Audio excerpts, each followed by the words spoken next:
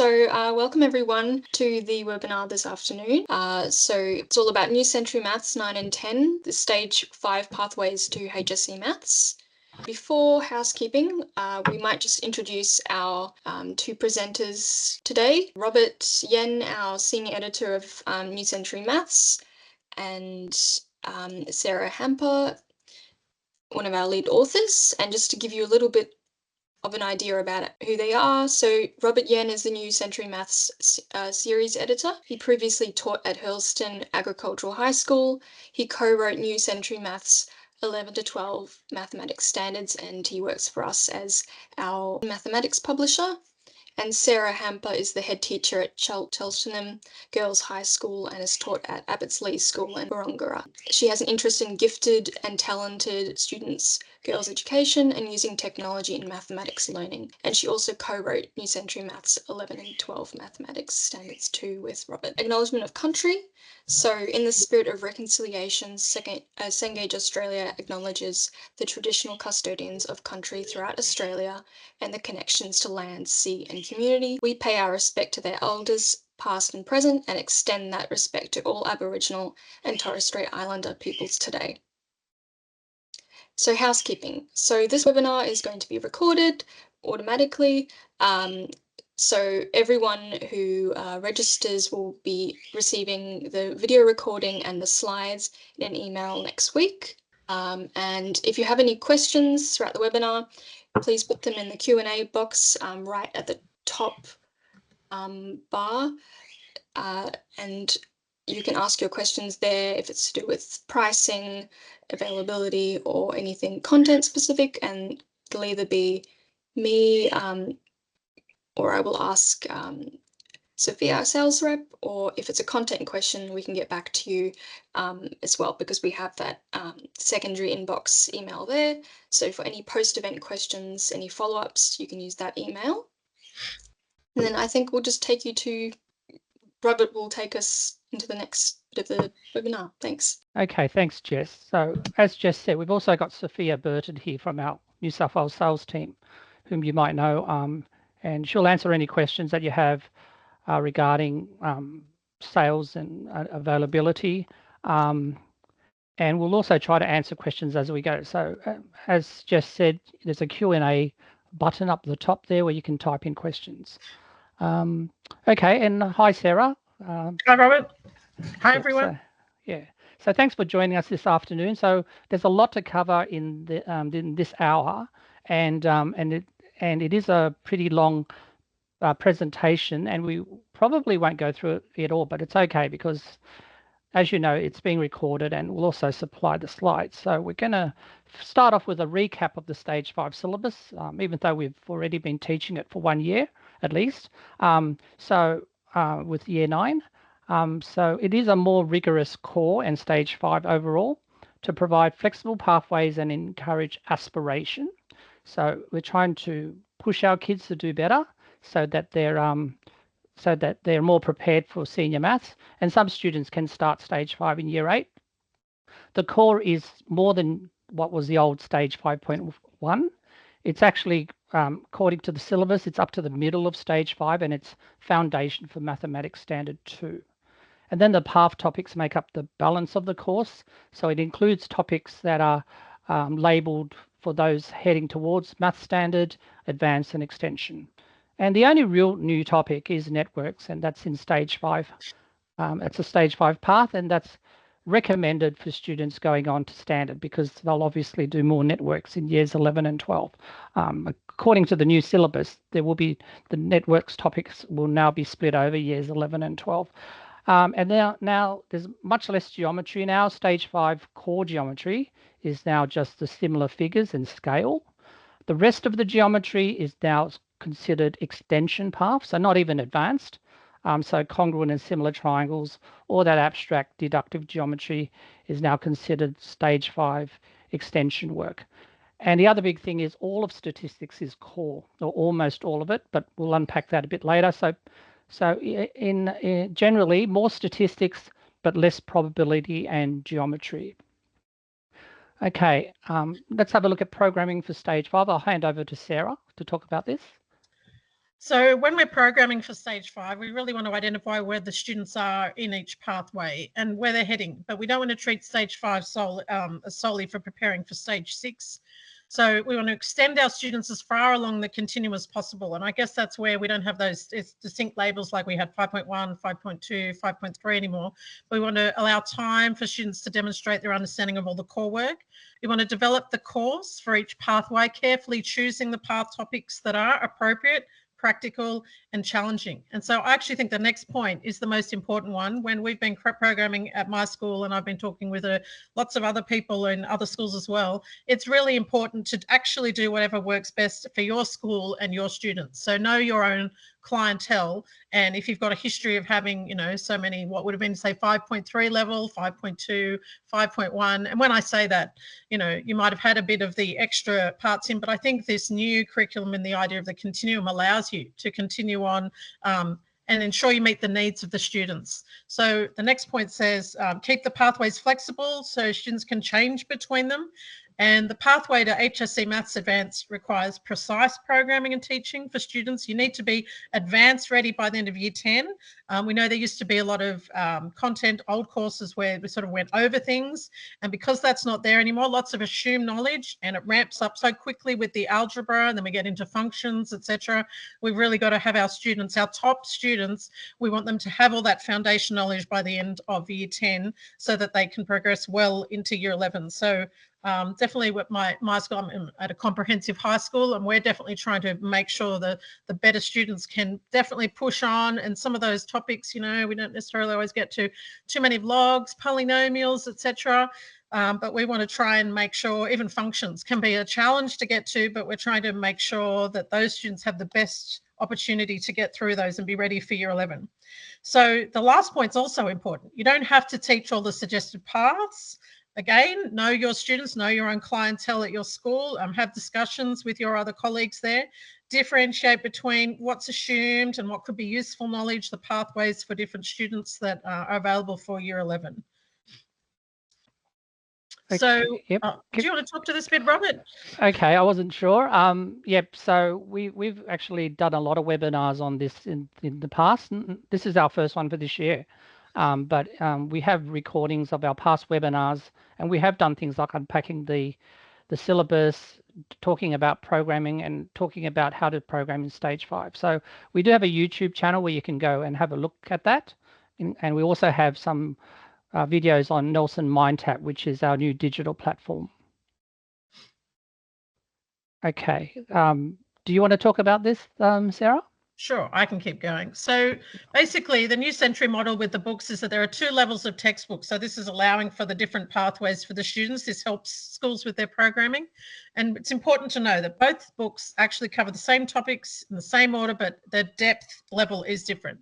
So the advanced books, they have the core, and then all the parts. They're suitable for the students who are going towards that advanced and extension pathway. They're going at the faster pace. You've got the harder topics in there and less revision, so they can push on if their foundation knowledge is strong. So teachers choose the appropriate paths for their school or for the different classes. Then we have the standard books. So they cover the core and then most of the paths, not to be confused with the stage 6 course. But it is a more practical course with this label of standard on it. There's less geometry and algebra, and it's really for the students who are working towards maths standard for that stage 6 course. So these books for stage 5, there's a steadier pace, there's more revisions. So again, it allows for you to help the students who need the extra revision of content from stage 4 perhaps into stage 5, and to build their applied maths knowledge and skills. And then at the other end of it, we have late bloomer students. So they might be needing to learn some advanced topics in year 10 using those bonus optional chapters at the end of this book that are also in the what we have as the year 10 advanced book. So they still have the opportunity to progress through to that calculus-based course instead. So no students actually locked into a specific pathway. There are still options amongst the levels of the books.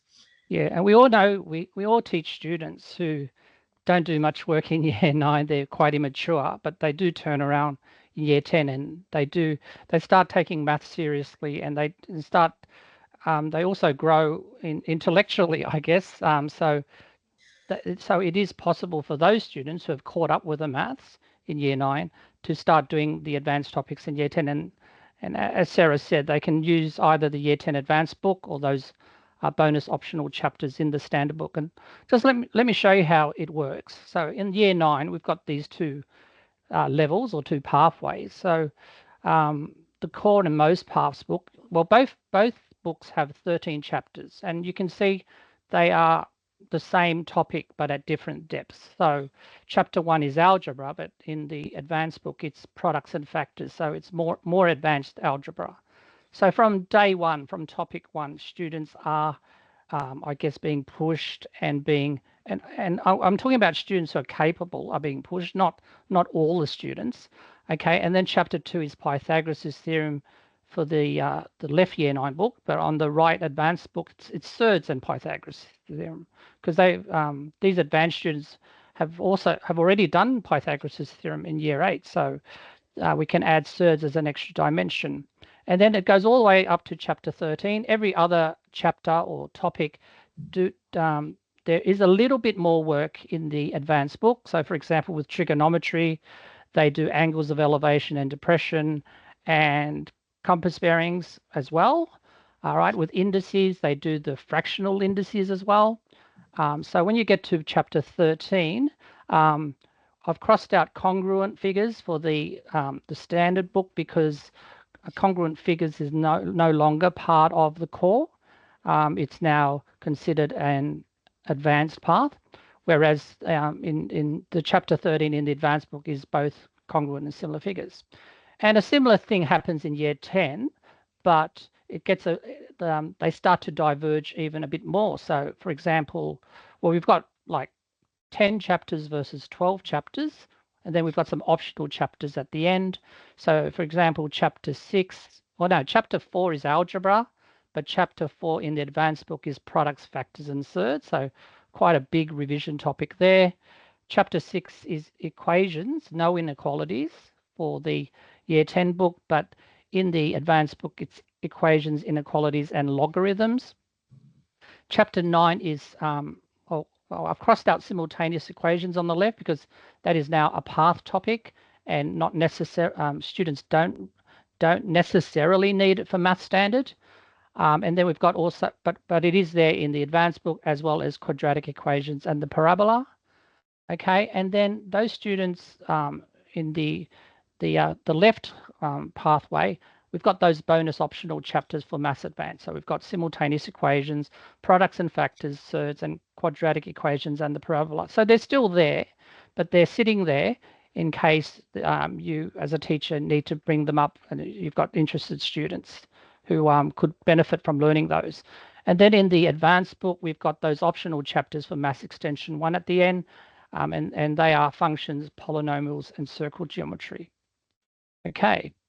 So now what we're going to do next is go through the syllabus briefly and just have a look at those paths and just have a look at which ones are suitable for standard and advanced and extension. But we've looked at this diagram in the past. Sarah, what does this diagram show? Well, it's showing the complete continuum, all the trigonometry basically all the way through in stage 5. So all the way to the end of the path. So it's sort of encompassing all the core through to the pathways, and then it's got standard, advanced, and then advanced right at the very end. So you'd be choosing the elements that apply. Okay, yep. So you've got the 2 core topics there, and then you've got the 2 path topics. The first path topic there is for standard and advanced, and then the second one is starting to be like pre-advanced kind of trig functions. Okay, so stage 5, starting with number and algebra. So there's that path that's called algebraic techniques B and C. So it's all those special binomial products and harder algebraic fractions and factorizing quadratics, that sort of thing. And then with the advanced, another advanced path is indices B and C. So as I said before, the fractional indices and the thirds and rationalizing the denominator. So these are things that are important for students who are going along the advanced pathway to learn. You don't necessarily have to teach all of them. you might not want to teach surds, but we've actually included it in both our years 9 and 10 books, so you can access it in any time. But certainly those perfect squares, difference of two squares, you should be doing in year 9, as well as that factorizing. And then we've got all the different types of equations. So you've got the quadratic equations, the mnemonic one there, the equations involving algebraic fractions, the cubic equations, linear inequalities. So quite a lot here for this path. Equations involving more than 3 steps or harder algebraic fractions like the one there that's on the right there, changing the subject of a formula, quadratic equations by completing the square and the quadratic formula, something new to the syllabus, looking at the discriminant and how it affects the number of roots and whether the roots are real or unreal or equal, and then simultaneous equations, and looking also, something new is looking at what happens when you have parallel, like when you graph the simultaneous equations, what happens when you have parallel lines or coincident lines, which are the same line. Okay, so, yep. And then linear relationships, which is graphic linear equations, but the path part of it is distance, midpoint, and gradient formulas. The other two linear equations, so the general form and the point gradient form there, coordinate methods in geometry, which is it's always been, we've always taught it. It's where you prove geometrical properties using coordinates. And then something that's new to stage 5 is line and rotational symmetry and transformations on the number plane, which used to be in stage 4. Sarah, why have they moved it to stage 5? Well, I think it's a great link here because it's on the advanced path. And otherwise, these students, I found the last few years teaching anyway, when they did this in stage 4, and then there's this whole gap. And then in stage 6, suddenly in the transformations with all the functions that they're doing, they're suddenly asked to, dilate and translate and do all these things, and they just don't have the groundwork there because it was so long ago that they last saw it. So I think it's great that it's moved in to be more recent. So when they get to stage 6, it hopefully will just help them progress because the knowledge was gained more recently. Yeah, we used to teach it in year 7 and 8, and then we forgot about it for 2 years, and now that we're teaching transformations in year 11 and 12, they've forgotten it. So, and then when we get to the non-linear graphs, we're graphing parabolas. This is we're actually looking at the different forms, the different equations of a parabola. So the first one there is what happens if you shift the vertex to the point BC.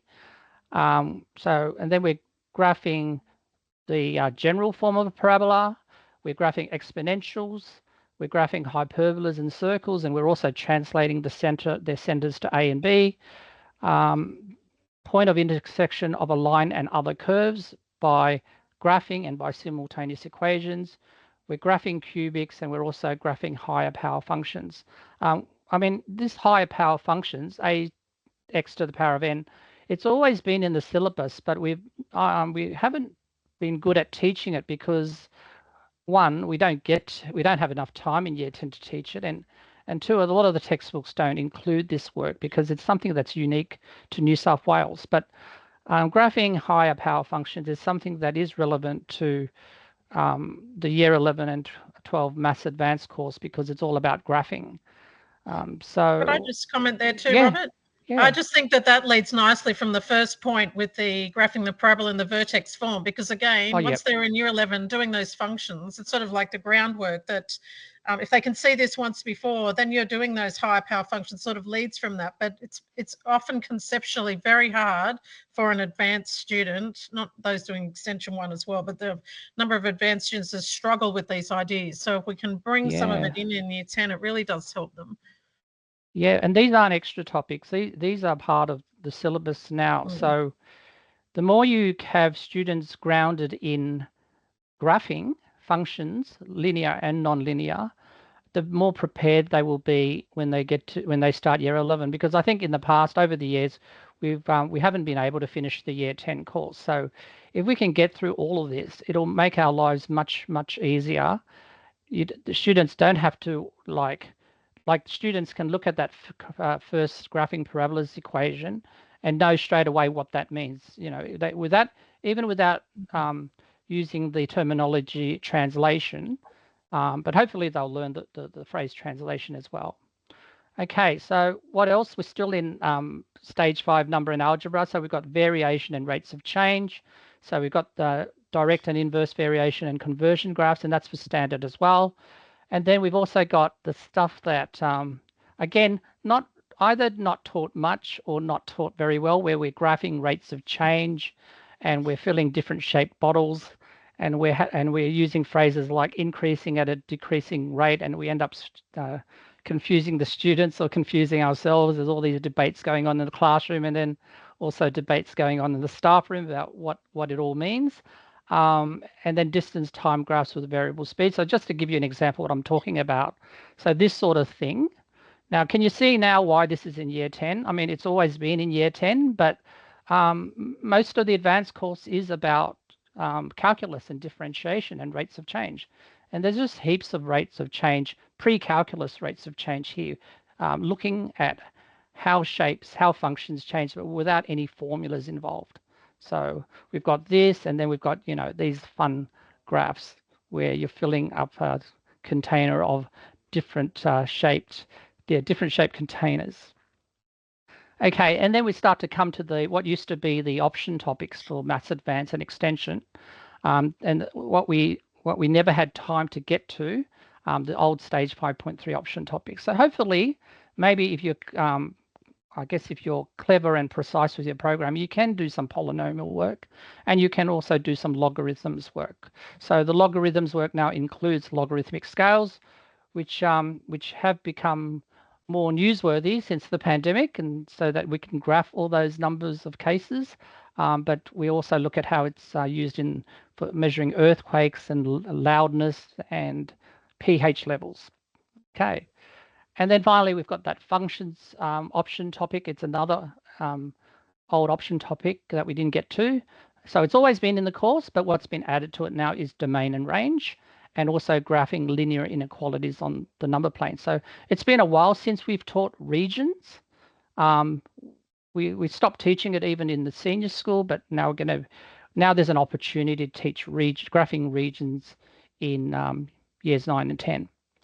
And then with measurement and space, we've got trigonometry C, which is the first path topic, which is looking at things like 3D problems, the sine and cosine rule, and the area of a triangle. We've always taught that, but not so much for standard, but they've included it for standard. But this is one of the topics where I'd say you don't have to teach it for students heading towards standard if you don't have time. But then often it's a very interesting topic because it's like trigonometry part 2. But they do cover this all again from scratch in the standard course.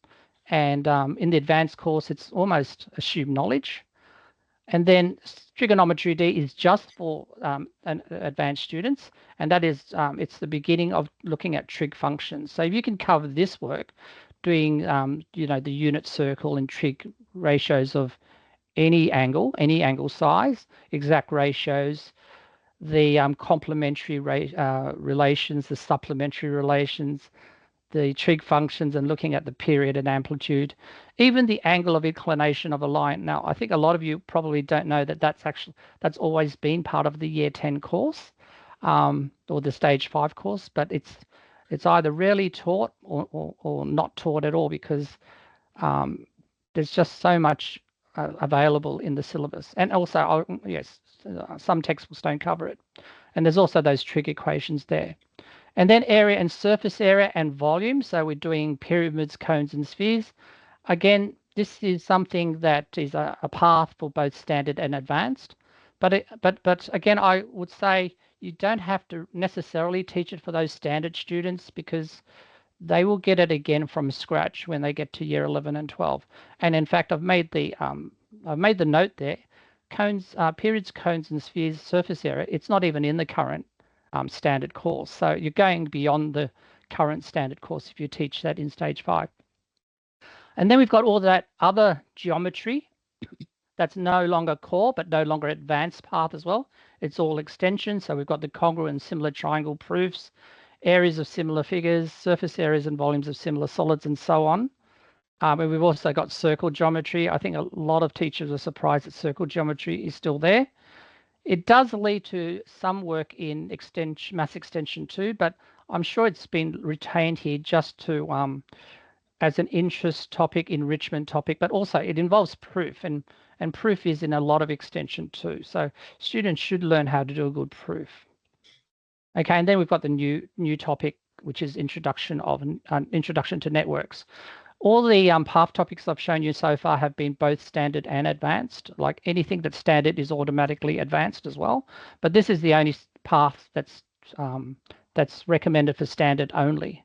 But that's not to say you don't have to teach it to advanced students. You could teach it as an interest topic. Okay, statistics and probability. As I said before, most of the statistics is now core, but it's also covered in Maths Standard 2. So you've got everything from standard deviation, quartiles, to bivariate data and scatter plots, line of best fit, as well as association versus causation. That's new, but that's a lot of the trickling down effect that's coming down from the general maths course.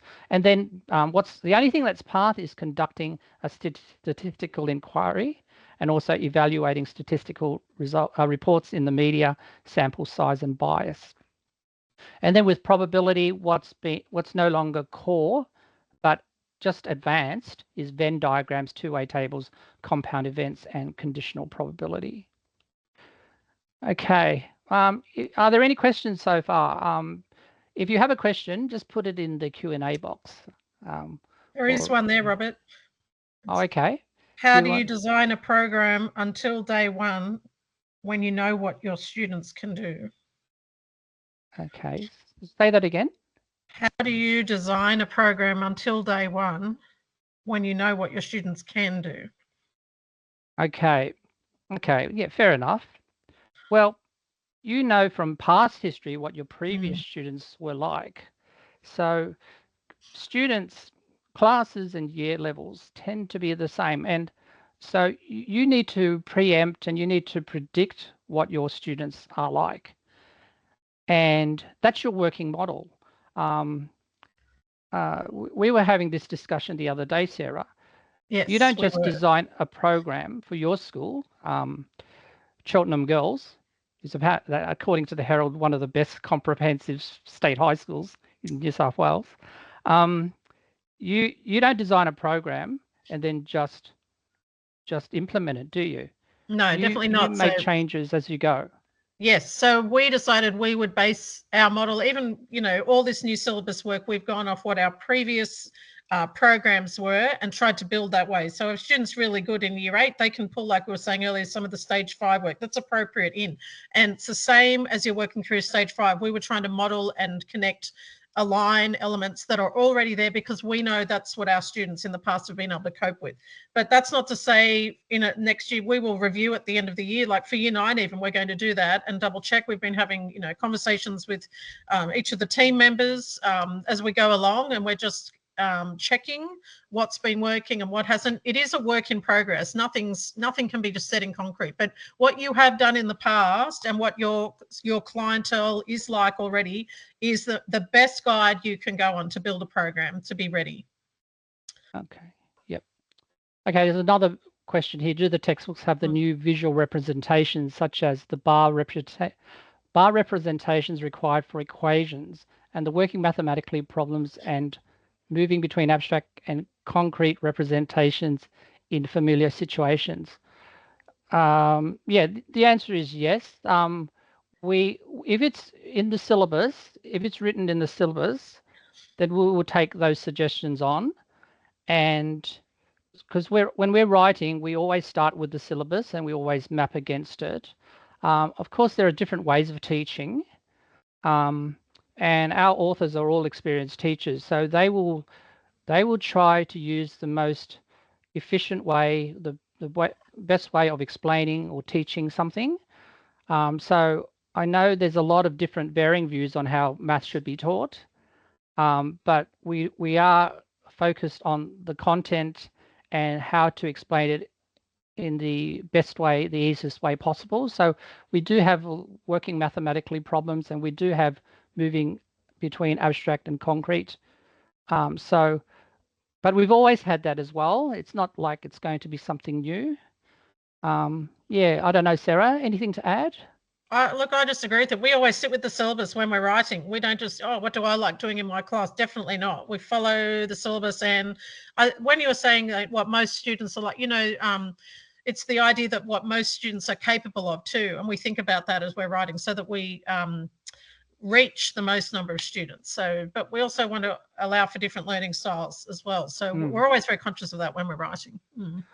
Okay, yep. Yeah, so the next thing is I want to talk about 4 common teacher gripes about maths books. And I hear this from, I guess, social media, also my conversations with the teachers, and also from like an online survey I did when we were planning this new series of New Century Maths. So the first one, okay, the first one doesn't cover all of the syllabus. Okay, so that I guess is not surprising for you to hear that.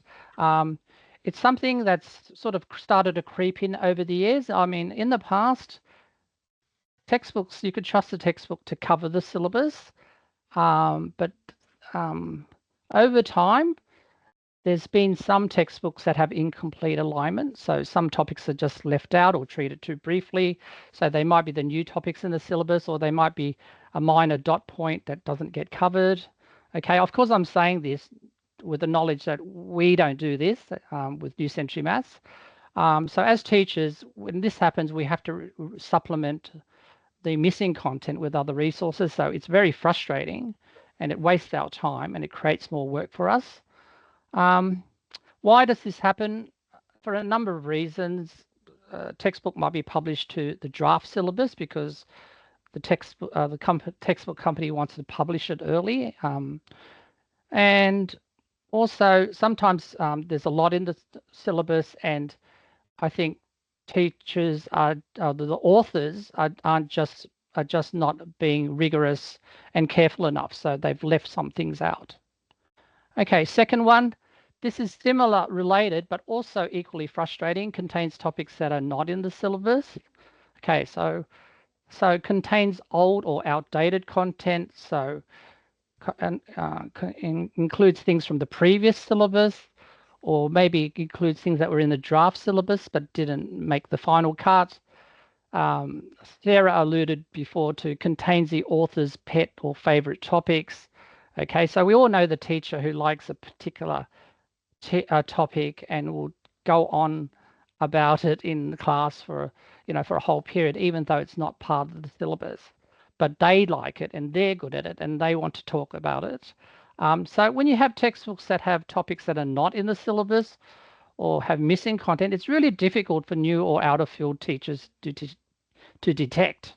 So they don't know, they don't know whether it's mapped to the syllabus or not. So they will just have to teach it regardless. So they may be wasting valuable teaching time on trivial or irrelevant content. And there's also a danger if you write an exam question, a common test, from these topics, you might get into trouble if the other classes didn't learn them. And you're also not assessing against the syllabus outcome. So why does this happen? I think it's because they're writing to a previous, they've become too attached, too precious about the old content, and when they're writing a new book, they don't want to get rid of it, really. I don't know. We just need to add another point there is the students. If that's their book, they're confused about what they have to learn and what they don't have to learn, and can be asking questions a lot. If they've seen another book, even they go, well, how come you didn't teach me that? And I always talk about at my school, we follow the syllabus. Students need to see, you've got the teachers coming in and casual teachers trying to pick up pieces and all sorts of things, but the students themselves can get really confused when they don't have the book that's giving them the correct guidance.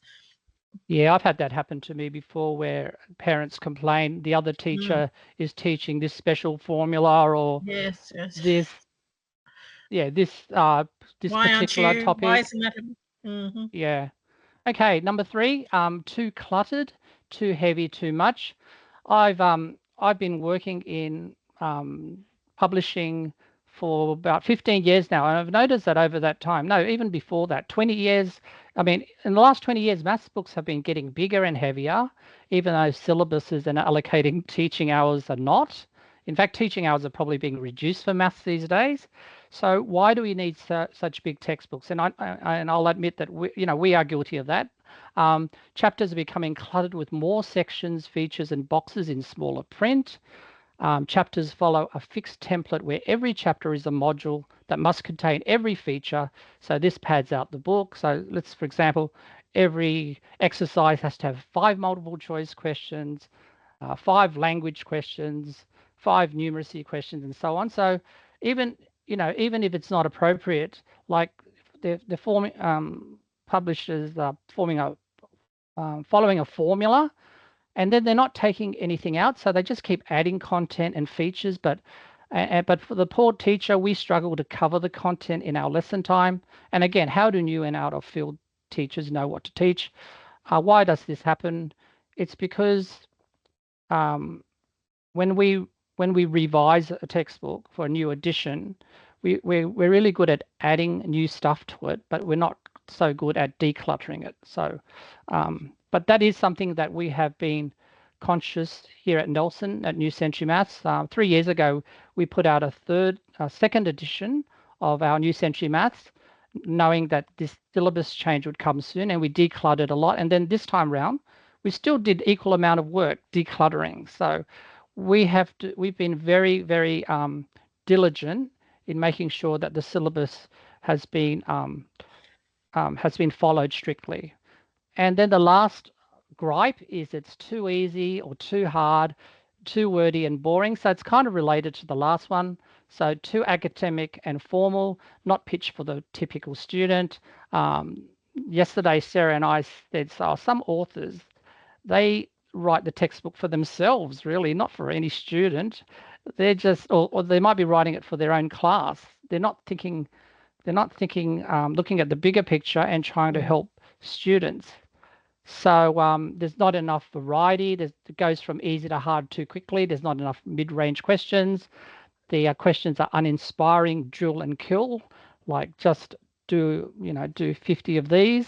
There's no application or problem solving. There's none of that higher order thinking. And it's more of a tick box approach to the syllabus. So we've covered this dot point and this dot point and this dot point. Let's move on to the next dot point. So it's not teaching maths, it's just teaching dot points. So rather than teaching a deep understanding and appreciation of maths. So there's no pedagogy in the book.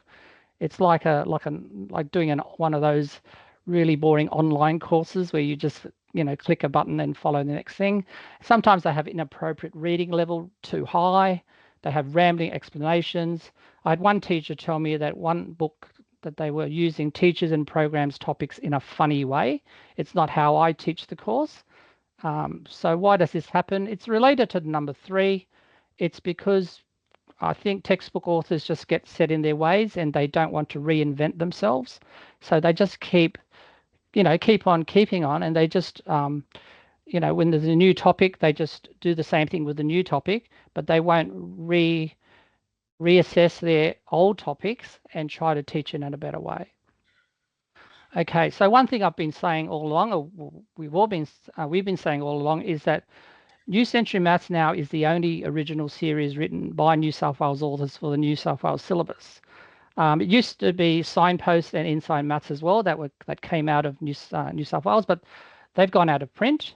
So our competitors are all adaptations of a Victorian and national series. So in our marketing, we've got our tagline, written for New South Wales teachers by New South Wales teachers. So our competitors' books are written by big author teams of mostly or completely Victorian teachers with no experience of the New South Wales syllabus or modern classrooms. And sometimes, as you will see, they don't cover New South Wales specific content. They're good at covering the Australian curriculum content, but in New South Wales, we do have our own spin on things. We do add a lot of content. So we've got three other competitors, and only one of them has 2 levels of text in stage 5. The other 2 only have 1 level of text. So because of that, because they have to cover everything in one textbook, they often have light coverage of topics. So for example, statistics and probability is in one chapter only, and simultaneous equations is only one exercise. So these textbooks may not prepare students for years 11 and 12 sufficiently. So without mentioning any names, and I'm not going to mention names even offline, so don't ask me. I've listed how many chapters each of our competing brands have in their books. So Brand X has 2 levels for years 9 and 10. Okay, then they have like 10 chapters and then 9 and 12 chapters compared to our 13, 14, 15.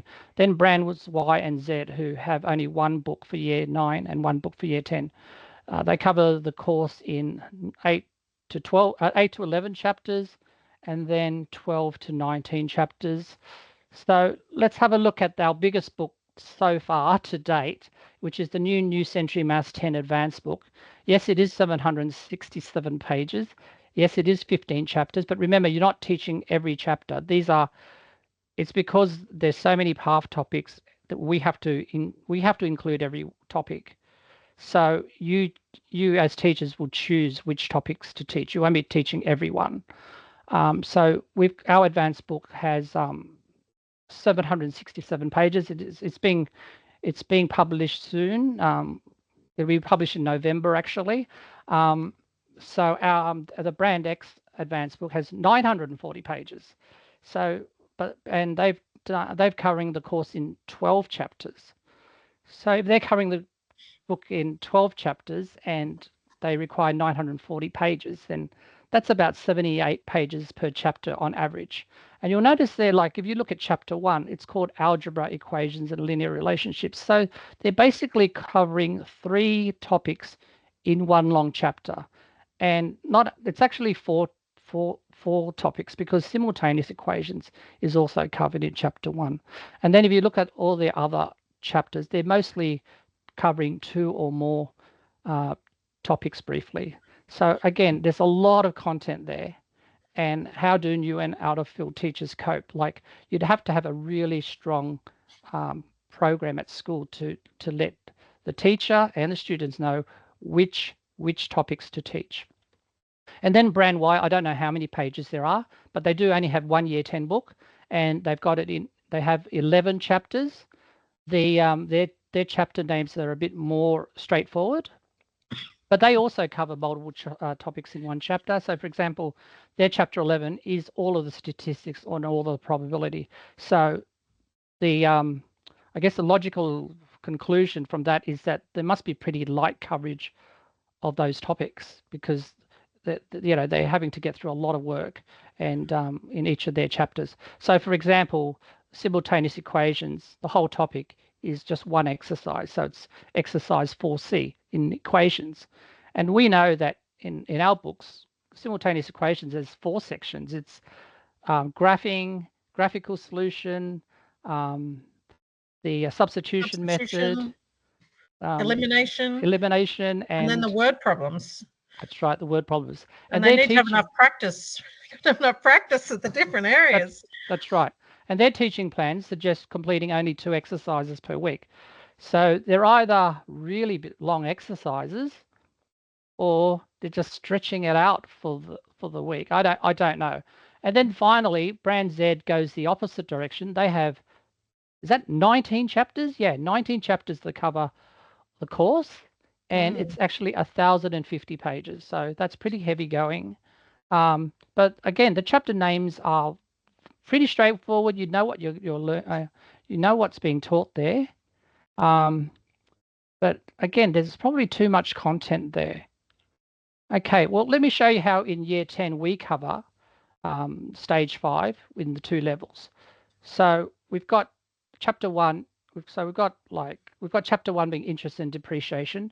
That's a fairly straightforward core topic. So the year 10 book and the year 10 advanced book equal coverage. Okay, so there's 7 sections. And then the chapter 2 is graphing lines. So the advanced book covers a lot more than the year 10 book. So the extra stuff is the point gradient equation, It's the coordinate geometry proofs. Actually, that's the only extra stuff. So pretty similar, but the more advanced work is only in the advanced book. So notice I've got there in blue. This was quite surprising for me, but our competing textbooks, they don't cover angle of inclination. They don't cover m equals tan theta. They don't cover the general equation or the point gradient equation and coordinate geometry proofs. Now, Sarah, you need to know that for Maths Advanced, don't you? Like you do, because it's assumed knowledge now. It's assumed knowledge, you yeah. need to be able to run with it when you get into that year 11 course. So, and if you haven't seen the general equation or the point gradient formula, that's even the proofs. So you really need the students practice. Your better students need to be well practiced in those areas. Yeah. So in the chapter, it looks like this at the start of the chapter. So we've got a grid that tells you each of the sections. It's what's path is in blue, and then all those little working mathematically processes are listed there too, how they're covered in each section. And then we've got a word bank, which is like a preview glossary. We are really being accountable and spelling out what is covered in each chapter. So we've rewritten the dot points in plain English, and then we've covered the point gradient form, and then we have the exercises. Sarah, you said this is your favorite page, isn't it? Oh, there's a few of them, but I do like all the color coding on the exercises, because if you're a new teacher or you're trying to, like, as a head of department, I'm often mentoring the younger teachers, and I can direct them to, okay, the class that they have and how many of the easier working through to the more complex. So there's a shape guide, but it's also colored at the bottom: foundation, standard, and then complex. So you might not have all of those in every exercise, but you're also referencing those proficiencies from the syllabus, understanding fluency, etc. So they're mapped in the exercises. So you are getting what you need from the syllabus directly related to the questions. So it all links all the time, and it's easy to talk to a teacher about that. But then the students can also see for themselves the different levels of questions because of the coding system. So it's useful, very, very useful. Yeah, you know how we've got that 3-color coding system for the level of difficulty. Do you know why we introduced the shapes as well? Just because you might not be able to see a color, I believe, isn't it, about that? And the shape. Yes. Yeah. Someone in the office, one of the editors said, well, what about if you're colorblind? Or if you have, or whatever, or you have difficulty. Well, so we decided to put in the shapes as well. And what's the Power Plus, Sarah? So if you've got a really capable class and they've coped with the basics and the foundation knowledge, often I would direct my better students, so that, at the end of a lesson, they've got some minutes to spare. There's questions in the Power Plus that are more challenging. And sometimes they're alluding to what they were going to find in stage 6, but they might be ready for this sort of thinking now. So they get the opportunity to extend, but still use the required knowledge from the syllabus. And there's often, look, you see there's some literacy elements in there, but they're the harder questions. Okay, so so we've got the color coding of the exercise questions. We've got explicit labeling of problem solving, reasoning, and communicating. We've also got inbuilt pedagogy to support all types of teachers. So what have we've got? I mean, we're running out of time, so you could read this later, but we've got things like investigations. So this is an investigation on deriving the point gradient formula. We've got technology. This is like using dynamic geometry to look at the angle of inclination. So you could be using Desmos or GeoGebra. And then chapter 3 is surface area and volume. So fairly equal coverage. What's more in advance is the areas of similar figures and the surface areas and volumes of similar solids. Chapter 4 is algebra for one pathway, but for the advanced pathway, it's products, factors, and surds. Quite a lot of work there, but it's assumed knowledge for Maths Advanced, and they have done most of it in Year 9 also. And then those Year 10 students, if it ends at 406, but if you want to, you can do products and factors in Chapter 12 and surds in Chapter 13, because they're the bonus chapters. Comparing data is a core topic mostly. So same coverage for both books. It's also assumed knowledge for Maths Advanced. Equations, and then versus equations, inequalities, and logarithms. Again, with the Year 10 book, it stops at 606, but it keeps going to 613 in the advanced. Then we've got the graphing curves, a lot of work there, as we were talking about before. So we've got this sort of stuff.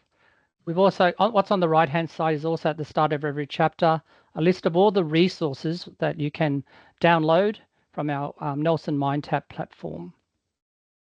So, yep, this kind of thing. Look, using transformations language in Year 10. Exponential growth and decay. At the end of each chapter, we've got a language of maths activity, as well as a test yourself chapter revision activity, as well as a mind map chapter summary activity. Further trigonometry looks like this. It's a long topic for advanced, goes all the way up to 12. And it's got all that extra pre-advanced stuff. It's assumed knowledge for Maths Advanced. Chapter 9 is simultaneous equations. It's an option topic for the standard book. Quadratic equations and the parabola. Assumed knowledge for Maths Advanced. Again, it's in both books. It's an option topic for the standard. Probability, mostly a core topic, so similar coverage. The only thing different for advanced is the conditional probability. Geometry and networks, so it's a big topic for 10 advanced because for those students going on to extension, and it's a smaller topic for the standard course, standard book. Then now we've got those option topics that are useful for Maths Extension 1. So we've got functions, we've got polynomials. I should add in there for functions, the whole topic is covered in one exercise by our competitors. And then we've got circle geometry, pretty straightforward there too. Okay, so this is a summary of some of the topics that we have covered. That's New South Wales only, but our competitors don't. And this is what happens when a textbook doesn't have enough New South Wales authors. Okay, so it's either it's actually either their blind spot or they don't know how to write for this because they haven't taught it before. Okay, I don't have time to talk about Nelson MindTap, but there's heaps of resources available from worksheets to videos. There's for teachers, there's the topic tests and teaching programs and work solutions for every student. Okay, just wanted to emphasize that even the teachers who have been making these videos and writing these worksheets are all New South Wales based teachers from these schools. Oh, and now here is Sophia, who's going to come on and talk about pricing and availability. Thanks, Sophia. Thank you so much, Robert. Hello, everybody. Thank you for coming. Just a very quick overview. I'm not going to take much of your time. Pricing is there. You can see that. There are online page proofs available now. If you haven't received these, we did send them out. Please reach out to your sales consultant and we'll send them to you. Year 10 book standard will come out in September and advanced will be out in November. And Nelson MindTap is available only with a class set purchase or a book list. So for further information, please also reach out to us on that. We can also demonstrate Nelson MindTap and we can come out to the school and do all that for you. I just wanted to let you know too that Nicole Curry, who has been with us for a number of years, has now moved into a digital partnership role. So she's demonstrating and, teaching teachers how to use Nelson MindTap now. And we have a new rep, Theo Misios, who has come from our primary division. So these, all our email addresses and phone numbers will be in the slides that Robert will send out. Thank you very much, Robert, and everybody. Oh, thank you. That was short and sweet, Sophia. Okay, so we've come to the last slide.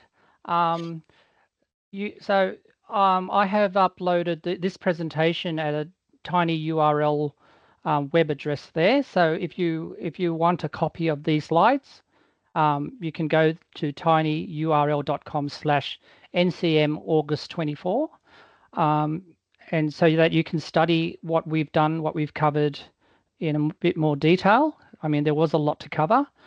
We will be presenting this same presentation at the Mansell conference at the end of September.